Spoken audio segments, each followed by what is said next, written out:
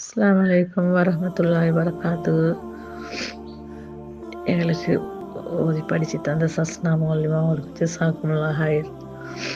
உண்மையில் மிச்ச நாளாக எனக்கு ஒரு எதிர்பார்ப்பு இருந்தேன்.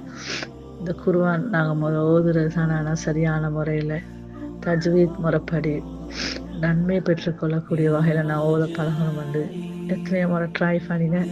அதுக்கான சந்தர்ப்பம் அமையலை. அதே நேரம் இது எதேச்சியாக இது எனக்கு பாடுபட்ட உஸ்வத்துல் ஹசனா அகாடமி இது பார்த்ததில் ஜாயின் ஆகி அல்லாட கிருபையால் மௌலிமாவால் ஏண்டிய அளவு எங்களுக்கு நல்ல முறையில் ஓதி தந்த, உண்மையில் நல்ல தெளிவோடு சொல்லி தந்த, எங்களுக்கு மிகவும் பிரயோசனமாக இருந்த, விளங்கி கொள்வதற்கும் லேசாக இருந்த மௌலிமா சொல்லி தந்த முறைகள் உண்மையில் இலகுவான முறையில் எங்களுக்கு பிடிச்சிக்கொள்ள இருந்த. சில நேரம் எங்களுடைய எக்ஸாம்களில் வந்து தவறுதல்கள் ஏற்பட்டிருக்கும். அதுக்கு நாங்கள் தான் காரணம். ஏன்னா எங்களோட வயசும் அப்படி நிறைய பிரச்சனைகள், ஸ்கூல் பிரச்சனை, வீட்டு பிரச்சனை, இதுகள் எல்லாத்துக்குள்ளேயும் அதில் கொஞ்சம் ஞாபகம் வச்சு கொள்வது கொஞ்சம் சிக்கலாக இருந்து மீட்டினும் காணாலாம்.